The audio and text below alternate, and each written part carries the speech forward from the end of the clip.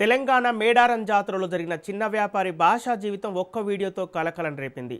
Khoa bun అమ్ముకుంటూ కుటుంబాన్ని పోషించుకుంటున్న భాషపై ఒక యూట్యూబ్ ఛానల్ చేసిన వీడియో పెద్ద వివాదంగా మారింది.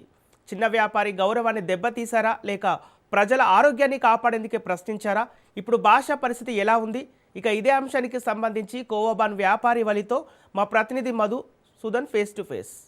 జాతరలో కోవబన్ వ్యాపారి వలి పైన ఒక యూట్యూబ్ ఛానల్ హంగామా చేసింది. అయితే ఒక వర్గం మాత్రం కల్తీ నాణ్యత పైన ప్రశ్నిస్తుండగా మరొక వర్గం పేద వ్యాపారి పైన ఇలాంటి చర్యలేంటి అని బలంగా వినిపించింది. ఉభయ తెలుగు రాష్ట్రాల్లో పూర్తి చర్చాంశనీయంగా మారిన అంశం ఇది. అయితే ప్రస్తుతం మనతో వలి ఉన్నారు. వలి మాటల్ని అడిగి తెలుసుకుందాం.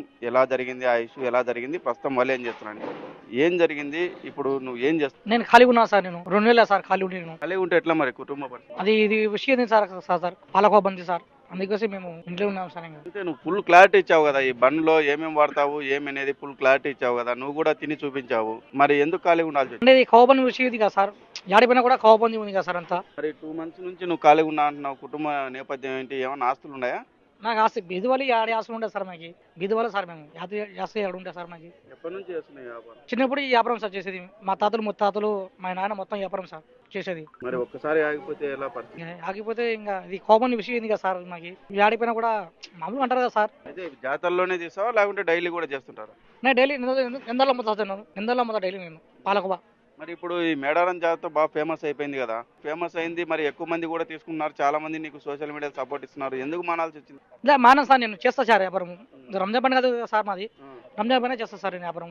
ఉన్నావా ఇప్పుడు, రోజాలు ఉన్నావా? అవునా సార్, అంటే రంజాన్ పైన మేము చేస్తాం సార్ కబాబును. కబాబు అమ్ముతాం, ఉత్త కబాబునే అమ్ముతాం నిందాల్లో. మేము ఎక్కువ శాతం నిందాల్లో ఒక ఉత్త కబాబు అమ్ముతాం సార్. అది పాలు చక్కెరనే వేసేది.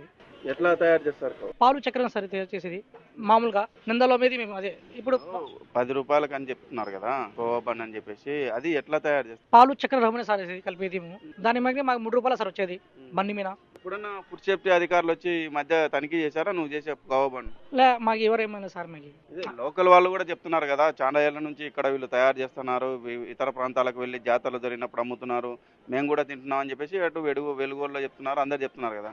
మరి ఇప్పుడు ఈ లోకల్గానే స్టార్ట్ చేసుకోవడానికి ఏం ఇబ్బందులు ఏమున్నాయి? మాకు ఏ ఇబ్బంది లేదు సార్. అంటే ఏ ఇబ్బంది అంటే ఏం సార్, మేము చేసేది ఇదే కదా సార్, చేసేది వ్యాపారం మేము అదే సార్. ఇప్పుడు నాగబాబు ఇలాంటి సెలబ్రిటీలు కూడా నిన్ను పిలిచి ఆర్థిక సహాయం అందజేశారు. అంటే నువ్వు ఇదే దాంట్లో కొనసాగాలనుకుంటున్నావా లేకపోతే వేరేది ఏదైనా చేసుకోవాలనుకుంటున్నావా? ఒకసారిగా కోవబన్ వ్యాపారం పైన పూర్తి వివాదం వచ్చింది. అంటే నేను ఇదే సార్ చేసేది వ్యాపారం. నేను కౌబన్ వ్యాపారం సార్ చేసేది. నేను పాలకబా మామూలుగా ఇదే చేసేది వ్యాపారం. చిన్నప్పుడు ఈ వ్యాపారం సార్ చేసేది మేము. మరి మన తెలంగాణలో ఆ విధంగా జరిగింది, మన ప్రభుత్వం ఏం చెప్పింది? నాగబాబు పిలుచుకున్నప్పుడు కానీ మిగతా ప్రభుత్వ పెద్దలు ఏం చెప్పారు?